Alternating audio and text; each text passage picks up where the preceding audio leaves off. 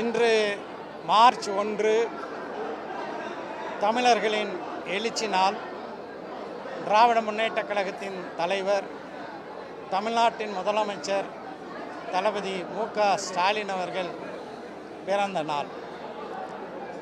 ஒன்றிய பாஜக அரசு தமிழ்நாட்டினுடைய மக்களுடைய உரிமைகளை எல்லாம் பறிப்பதற்காக பல்வேறு சதித்திட்டங்களை தீட்டினாலும் அதையெல்லாம் முறியடித்து இந்தியாவில் உள்ள மாநிலங்களிலே தமிழ்நாட்டை தலைநிமிர வைத்த தளபதி மு.க. ஸ்டாலின் அவர்கள் இன்னும் பல்லாண்டுகள் வாழ்ந்து தமிழ் மக்களுக்கு சேவை செய்ய மனிதநேய மக்கள் கட்சியின் சார்பாக என்னுடைய நெஞ்சார்ந்த பிரார்த்தனைகளை செய்து கொள்கிறேன்.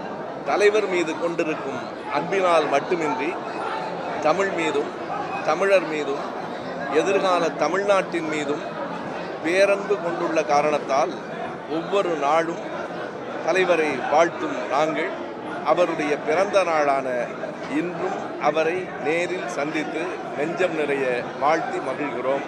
நன்றி, வணக்கம்.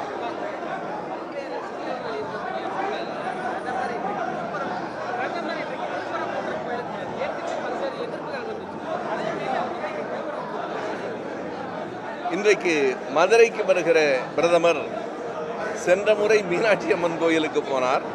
இந்த முறை திருப்பரங்குன்றத்துக்கு போவதற்கு தெளிவான காரணம் நமக்கு புரிகிறது. மத அடிப்படையில் தமிழ்நாட்டிலும் அரசியலை உருவாக்கலாம் என்றவர்கள் கருதுகிறார்கள்.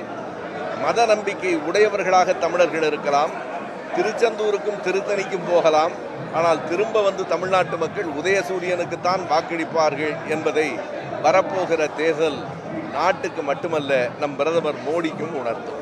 தமிழக முதல்வர் மாண்புமிகு சகோதரர் மு.க. ஸ்டாலின் அவருடைய பிறந்த நாளில் அவரை வாழ்த்துவதில் பெருமை அடைகிறோம்.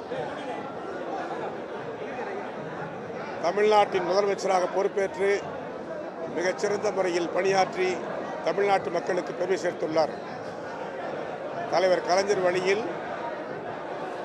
தமிழக முதல்வர் ஆற்றி வரும் அரும்பணிகளுக்கு எங்களுடைய பாராட்டுகளை தெரிவிக்கிறோம். நல்வாழ்த்துக்கள். நன்றி.